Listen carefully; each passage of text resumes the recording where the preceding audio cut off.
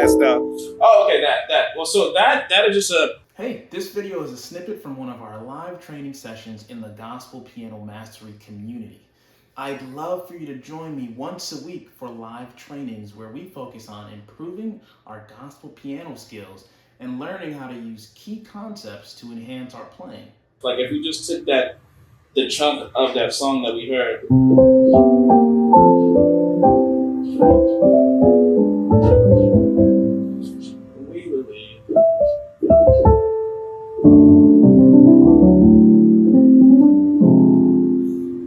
Because this is impromptu, this is what I would do. Like I would work out the idea and like make the mistakes and like stop and then try to tweak it. So, you know, you're kind of working out the kinks, but this is what we ultimately want to get to a point where, you know, I'll do a second attempt, but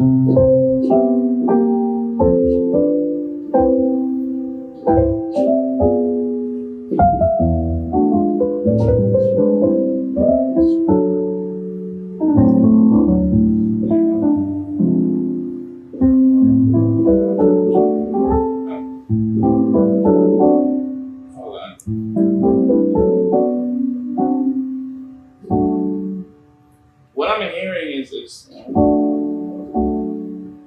I'm following you right now because it almost sounds like you on a 5 and you can go straight into that 3. Isn't it? Yeah, okay, yeah.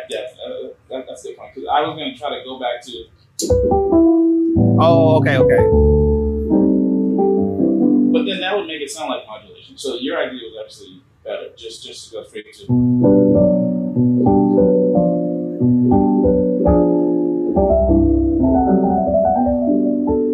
Yeah, okay, let's try that.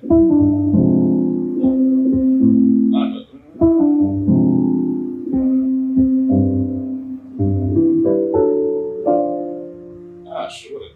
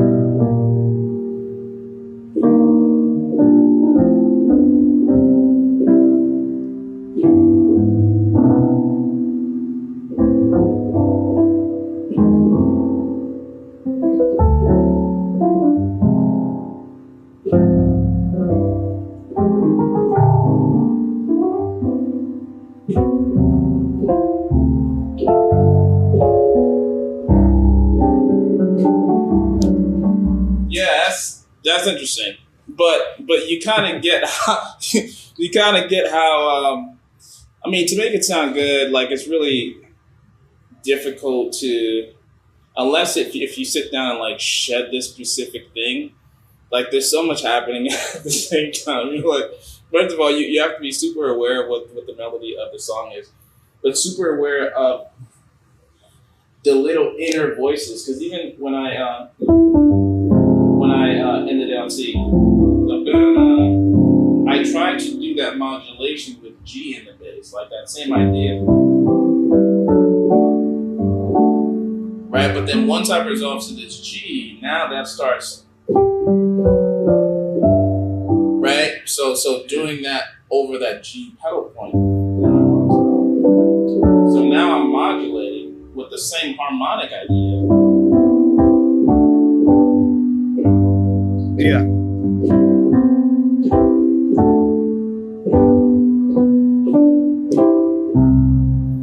Right. So for that moment, that may have been a better choice.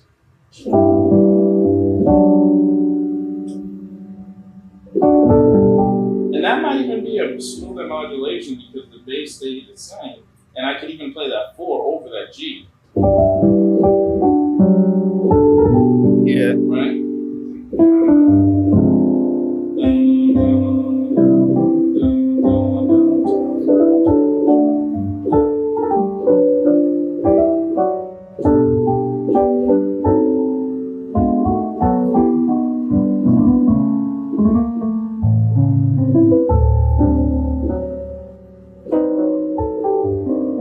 intentionally using those I guess those outside notes, those I think that's sort of like a sharp nine, something like that. Sort of like again these sharps and flats being implemented in G as almost passing to get to the chords that you're going to. Yeah, want that to be more just like, I guess, interesting or secretive about where are you really at right now. Did you mean when I did it? No, it was like when you were on the one you were. It don't worry about it. I'll figure it out. Don't worry about it because you probably was just playing around. I just noticed you were doing it a lot. Don't worry about it. I promise. You sure? I promise. The meat is there. It was just more context being added to it. Not context, but more creativity being added to what you were already doing. That's all it was. But it's it just made it more mysterious, I guess I should say. You were there, but then it's like almost I'm leaving again, but no, I'm not. Well, let's try to break it down then, because now I'm curious. What are you talking about? So this is during the modulation. It was after the modulation. So after you had already got there, and you were just playing and you were just playing around.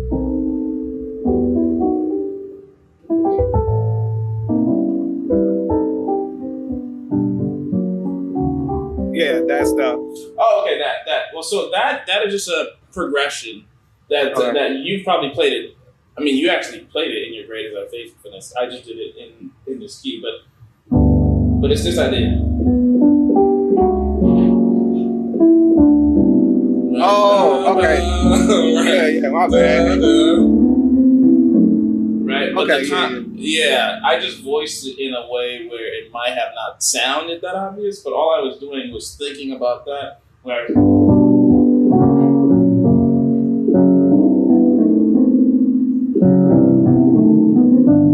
right, so saying G, F sharp,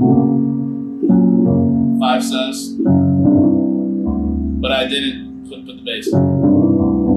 Resolve the 5 sus. Yeah, I got you. All right.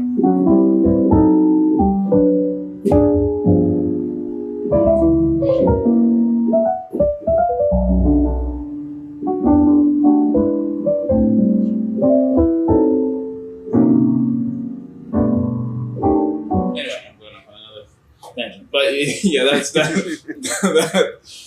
the idea there. What's one of the songs that you worked with, or what worked on rather? I got a lot of hymns, but I know you said "Great Is Thy Faithfulness" was a good one for using this pivot modulation concept. We said there's a lot of places that you can modulate. Well, so you know what? Let's do this. Why don't you choose a key that you want to modulate to, and then we would go through this exercise and figure out how to do it. Well. Oh, I'm gonna do well. If I do that, I'm gonna try and do something hard because it's like you got to remember I did take your other master class, so I know of pivot modulation. I know what you taught in there, but it's like what I did not know is what you literally just said when you were saying, okay, keep your melody in the same key, and keep your bass note in the same key, then move inside that. That's why I think that just answered all my questions, but. I'm gonna make this more difficult for you because I know how to get from C sharp to F sharp. I know how to get from C sharp to A flat. I even probably know how to get from C sharp to B flat. But I'm probably gonna do something that's gonna be a bit more of a challenge than that. So that's all right. All right. I would say C sharp to G. Okay, C sharp to G. Tritone away. Let me make sure I didn't. Yeah, that's not gonna be. Yeah, that ain't gonna be easy. No, probably not. From the chorus or from the verse? Wherever you want to. I can think of one way. What are you thinking? No, that would get you to F. But yeah, I don't know how you go get the G major. So let's see. So the pivot modulation is kind of almost out the window.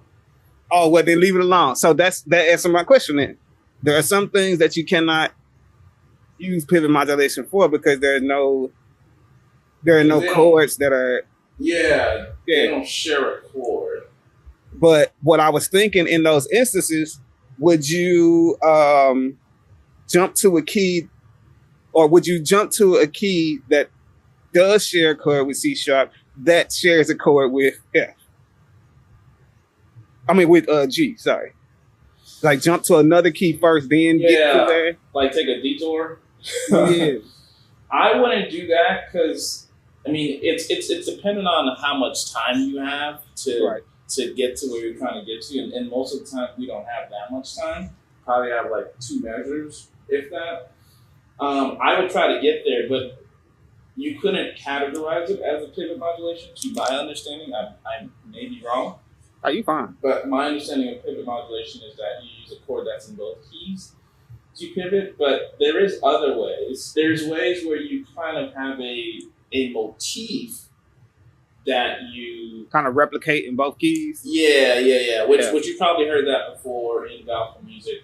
There's another way where you play a chord, and this is probably where like diminish and stuff like that come in handy. Okay. Where there is a harmonic relationship between C sharp and G because they're a tritonal way. Right. They share the same diminished chord. And that lets me know that a C diminished, whether it's a C diminished, E flat diminished, G flat diminished, or A diminished, always resolves, well, not always, but it's supposed to resolve up a half step. Right. Right? So that means this harmony resolves to these notes, which G is one of them. And because this harmony can be inverted, that means which any one of these inversions could resolve to any one of these notes. Okay, so, but what does that actually mean? Well, this harmony from a dominant 7 chord is a dominant flat 9 harmony, which I think is also in my course too. When I talk about something harmonic relationships, something. But this is the interesting thing about these diminished. So, like over any one of these bass notes,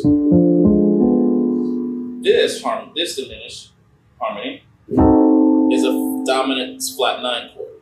Yeah, you did talk about that. Okay, so over a D bass, it's a D7 flat 9. Over a C bass, it's an F7 flat 9. Over an A flat bass, it's an A flat 7 flat 9. Over a B bass,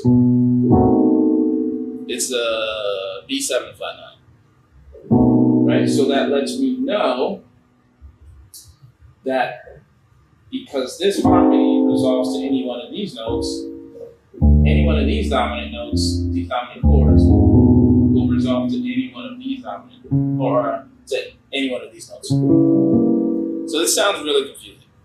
But once we start to do it, it'll start to click. All right, so just remember that any one of these dominant chords, the dominant flat 9, can resolve to any one of these notes. Let's just do it. Okay, so the D7 flat 9 resolves to a G. With me so far? Do that one more time. The D, because that's just 5-1. Okay. Right? Yeah. Yep. Right? Now if I go up a minor third to F, 5-1. Yep. Which, that's a dominant, and it will resolve to the minor, right? The right. B flat. So far we've done a G and we've done a B flat. Now the next one is D flat, right? Because if I go from this F and go up another minor third, that's 5-1 to D flat. Yeah. And whether you resolve to a major or a minor doesn't really matter.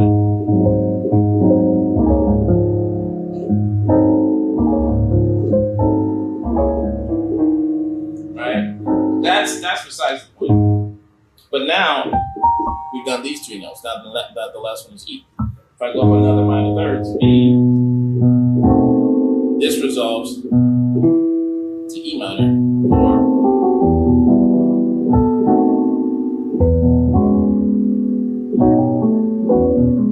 Right? So, to go back to what I said, any one of these dominant flat 9 chords resolves to, I'm sorry, not any one, but these dominant flat 9 chords resolve to these.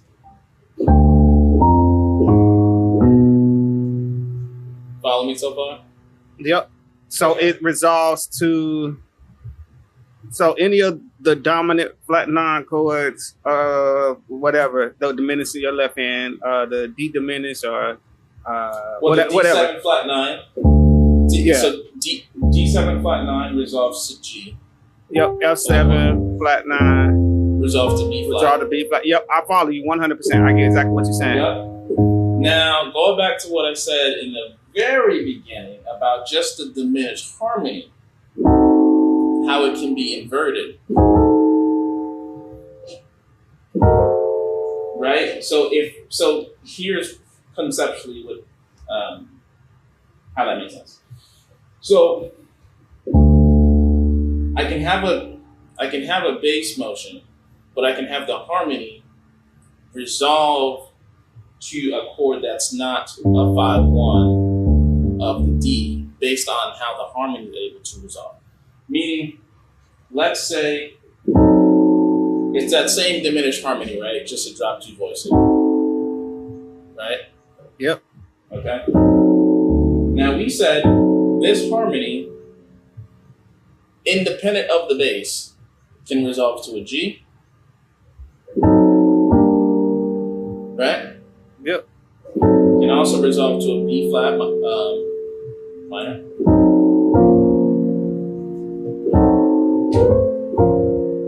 Right?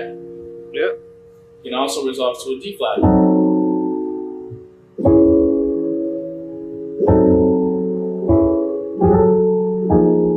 Or major. Which can also resolve to an E.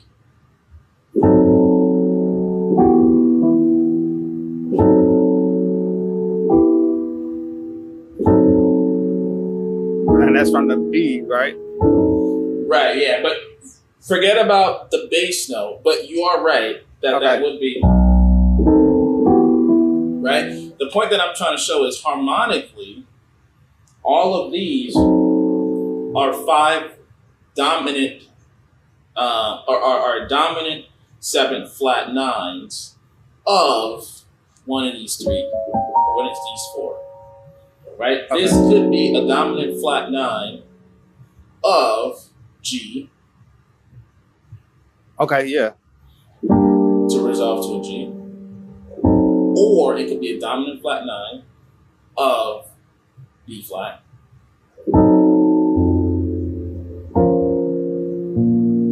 Or it could be a dominant flat 9 of D flat.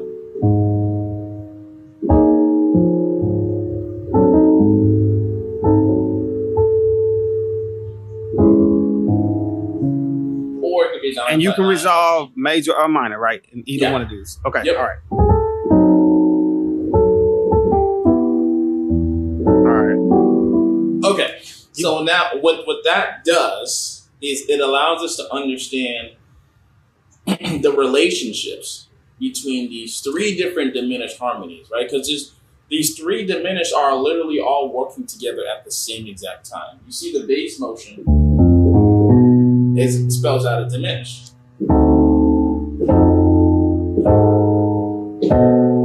Right, for all the dominant flat 9 chords, right? Yep. Okay, and then the resolutions is that 3rd diminished, right? So that's just pointing out how all of the diminished are working together. But here's what this practically means. It gives me the opportunity to have deceptive resolutions that will always work harmonically, right? Okay. Because based on what we just talked through, this harmony has 4 potential resolutions. It can resolve to a G, it can resolve to a B flat, it can resolve to a D flat, and it can resolve to an E. Yep. right? So if there's a D in the bass, the expected resolution is a G. A deceptive resolution is to resolve to any one of the other three, because that would be unexpected, because that wouldn't be the 5-1, right?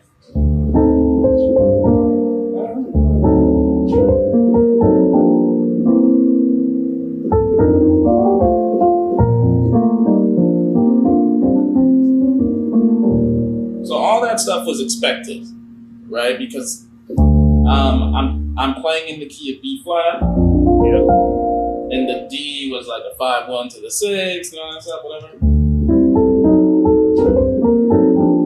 Right? Here's a way to modulate a minor third away, or eventually a tritone away, or the whatever away, because of all these relationships, and eventually like a 6 away, is implementing deceptive resolution. So instead of resolving to the G minor, I'm now going to resolve to a B flat minor.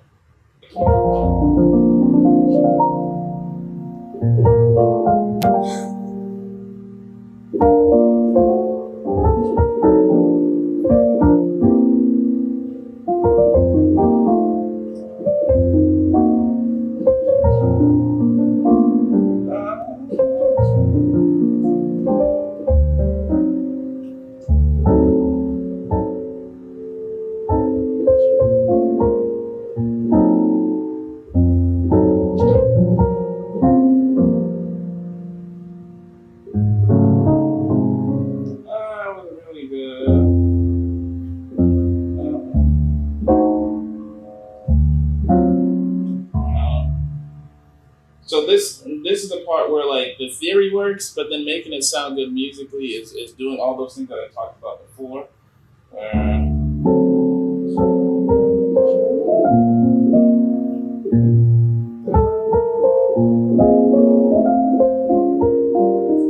Maybe that works. Oh yeah, that definitely works. That's money right there. That's all right. Yeah.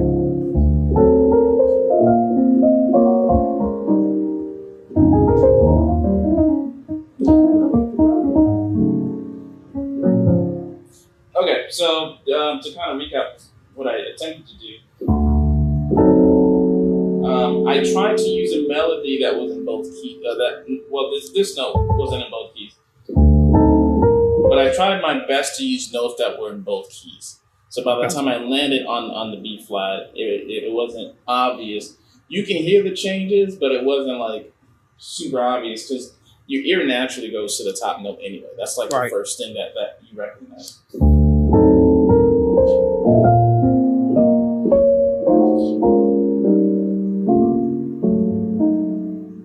Now I'm in a whole different key. So back to B flat, just so you can hear the change.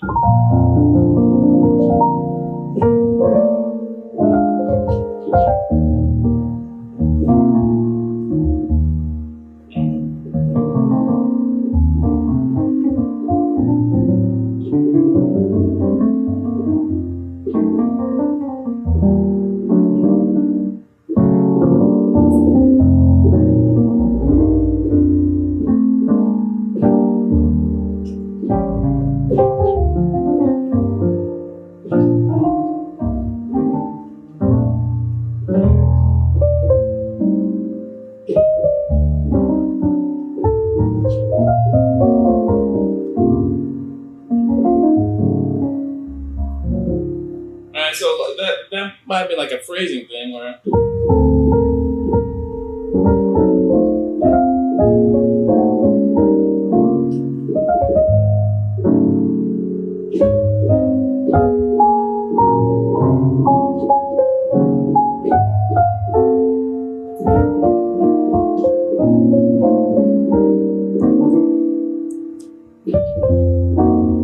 and then going back is the same idea too. So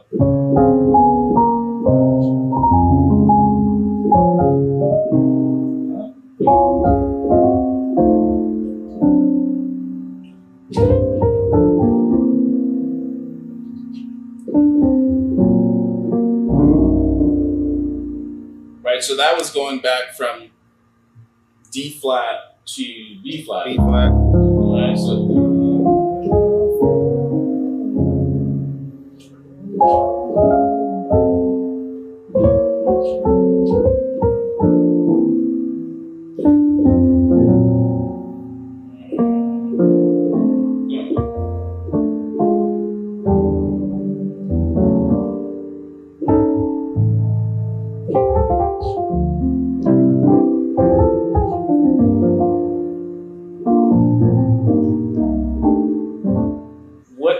what worked last time was being able to resolve on this type of movement, where you're able to do that 9 and 11 and then resolve.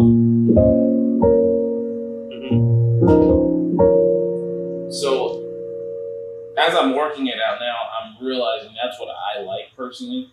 So I would try to create melodies that allow me to resolve that way. So if I'm going from D flat to now E, I would try to land on the D flat minor.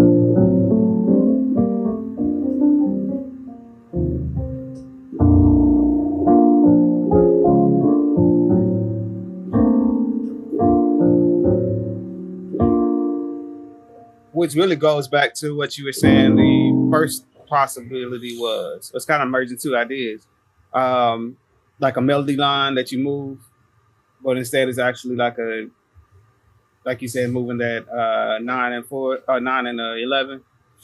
Yeah. The trick to mastering all of this is having a beautiful melody that ties everything together. Because what you and I both liked when we went from D flat to D, from G to B flat minor, was this melody, I think. And then all the stuff in between was just being influenced by that melody. Right? Because the melody's bringing. And what that melody is also doing is it's introducing me to the new key, because I'm literally just going down the scale of the new key. Yeah. But I'm also going down the progression.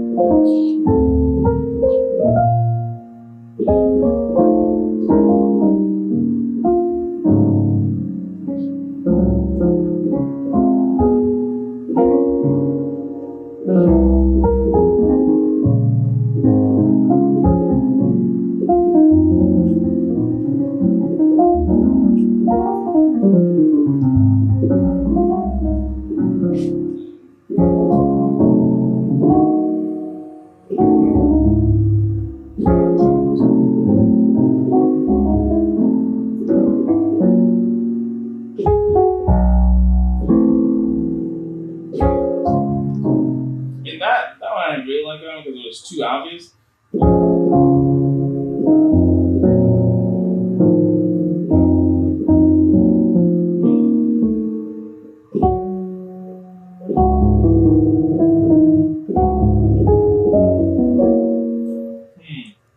Yeah, I would try to figure out another way to make it less obvious.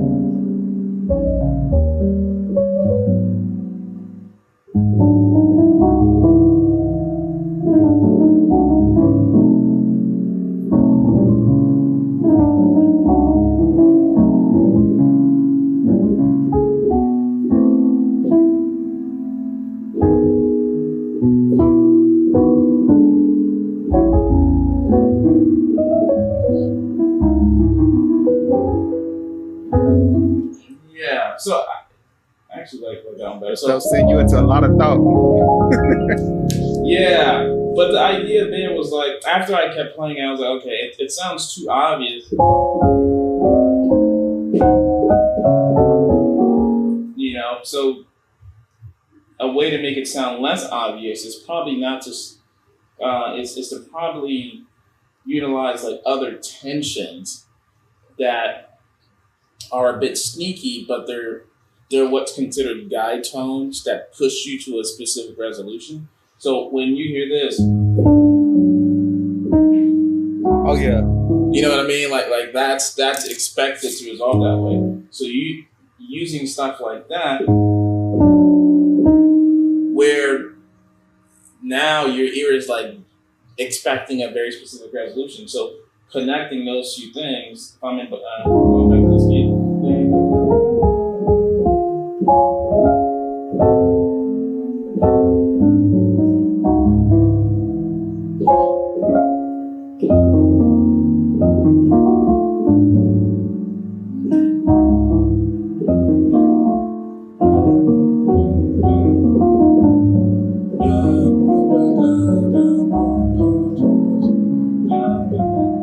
What if you don't even resolve to that minor and use one of the chord tones or something? That would, I think, that would help make it less obvious where you just transition to. So you're saying not to resolve to this one? Yeah, instead of resolving there, you can resolve to one of the chord tones or something like that. Dun, dun, dun, yeah. dun. Like staying there. Yeah, you can pedal to the point. I'm getting all these ideas from you. I mean, that's a good one. That's even sneakier. And then, like, if I go back to.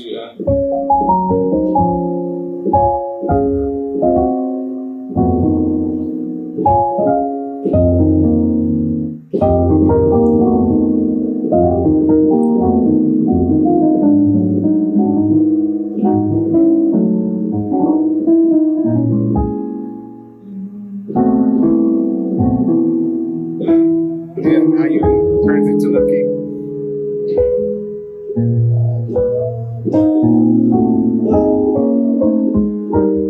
No.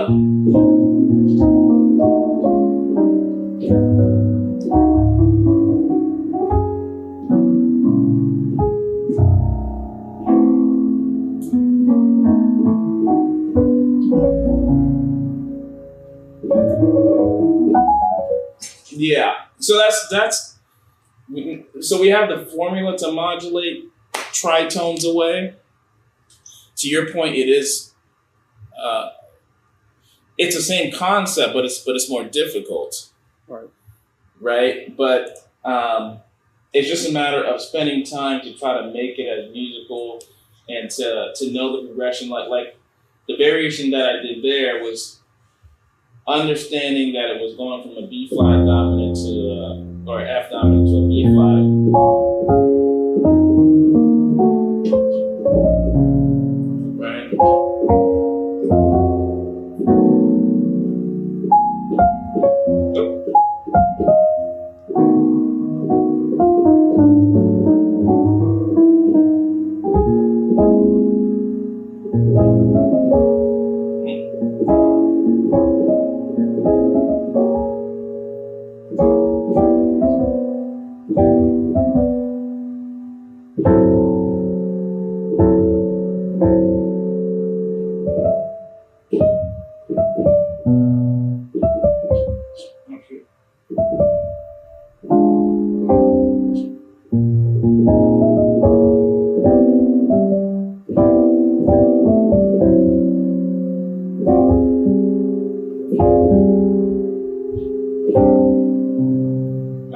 That was going from E to A.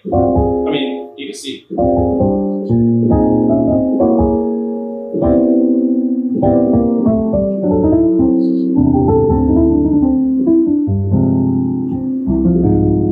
Yeah. So the key, I mean, that was not a pivot. That was literally just doing the same thing. down. Yeah. Good,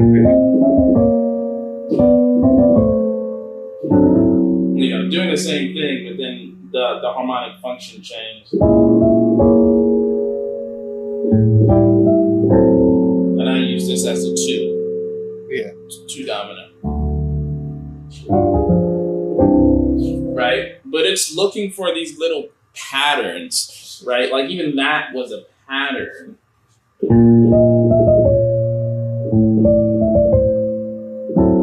Where this harmony right here could have been what I use it as, the 2, but I could have also modulated to G and had this been my minor 7 flat 5. My 7 minor 7 flat 5.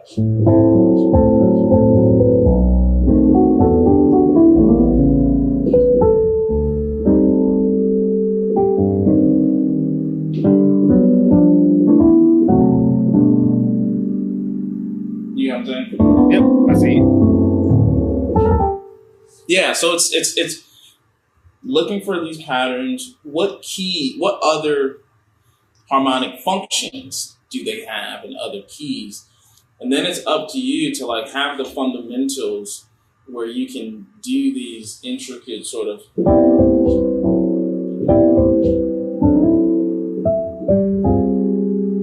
because funny thing is like it's those little exercises of those little exercises are what help you see patterns, right? Because let's say that I wanted to resolve from this to like a E7 flat 9. And this is my E7 flat 9. Right? So it's those little rootless exercises that help you see. And you talking about the drop 2 exercises? Exactly. Yep. Yep. Where we're not looking at chord progression and harmony as like this bass motion and this chord. We're looking at them as a conglomerate of notes. Yeah. And what those notes mean to each other in this specific function.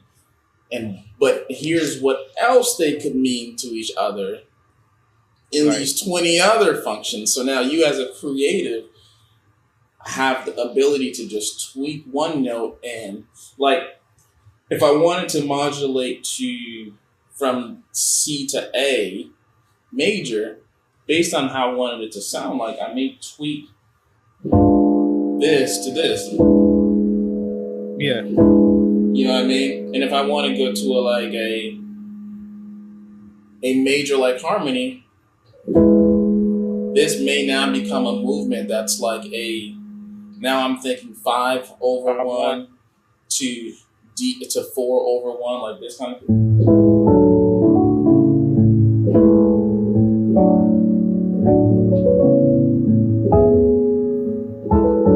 Right, so if I go back to that mistake that I did earlier, yeah, I can remember it.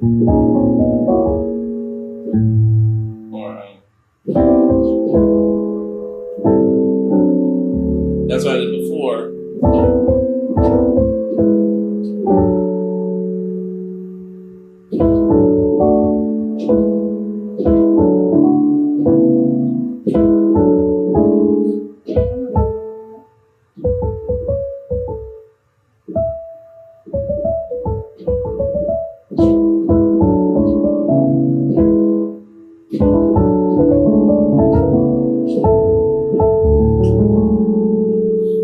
I have to let the melody bring me there because of where I'm coming from.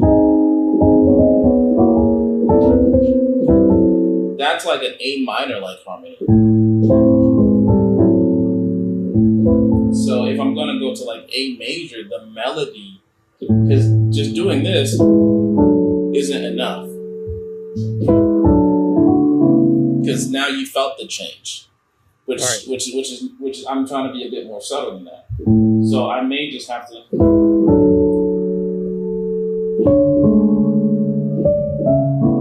this right here, that this harmony is my transition to a more major sound. And then the melody. Oops.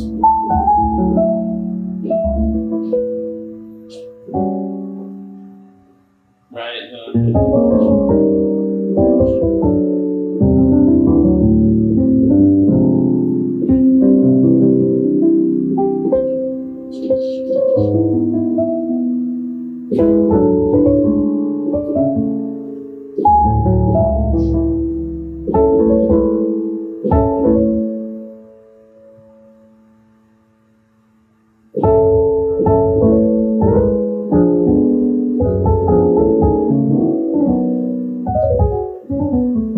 Yeah, going off on tangent again. So you enjoy this as much as I do, is what you're saying? Oh yeah. It's like live practice for me, yeah. Because it's just, I mean, like I don't sit down and practice anymore unless it's like a private lesson. So all these questions bring up things I learned years ago, and it's like forced me to like revisit them and work them out. And this is, I'm exploring as much as you are, so it's like a live exploring session to try to make it all work. But I'm getting into your mind though, and it's helping me understand. Like I said, it's been helpful. I don't want you to think that it just I guess floating around mentally. Like it's extremely helpful to see you struggle through the ideas, because it helps me see that you're human like everybody else. You're able to produce great ideas, but it's still a process. Yeah, and I think that's the part that people miss in everything. They see the end result, but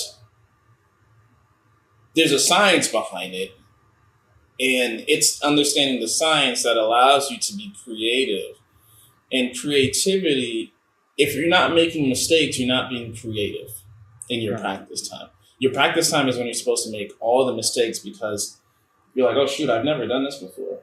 Oh, you know what? This doesn't really sound good. Oh, you know what? I've never modulated from this key to this key before. Oh, this concept works, but the melody doesn't sound good. Let me work it out. Right. And then you work it out. Then when you get on stage or whatever, people are like, oh my gosh, how do you do that? Or this is, but you're able to create where they're able to copy. So, but there's a big difference, because you're seeing the spontaneity. How do you say the word? Spontaneity? Spontaneity. Spontaneous something. Yeah, like you're seeing creation, and not like, we didn't pull up a Corey Henry record. We didn't pull up, hey, let's see what Glenn Gibson did. We're like, I have my sound. Let's see how we can create new ideas within these new parameters of pivot modulation. And you chose the key, and this, I chose the song because it was something that was in my head. But we're kind of creating it together, and that's how we start to develop our own sound and things that we like what we said, like those little things and all those little movements. Then when you get in a situation where you hear something musically, you're able to respond in a creative way, because you spent the time in the practice room practicing creativity. Like right now, we're practicing creativity. We're not doing technical exercises with the metronome. All that stuff is important, because that's what allows you to execute. Right. But this session was more about creativity within the parameters of pivot modulation. Hey, this video is a snippet from one of our live training sessions in the Gospel Piano Mastery community. I'd love for you to join me once a week for live trainings where we focus on improving our gospel piano skills and learning how to use key concepts to enhance our playing. Our community is perfect for musicians of all levels. Even if you have no experience with music theory, ear training, or music notation, here's how we break it down each month. Week 1, we focus on beginner trainings. Week 2, intermediate trainings. Week 3, advanced trainings. In week 4, our Q&As to answer any specific questions from our community. We created this community to meet the high demand for our coaching services. And once we reach capacity, enrollment will close. So click the link below to join the Gospel Piano Mastery Program today and start your journey towards gospel piano mastery. I'll see you inside on the next coaching call.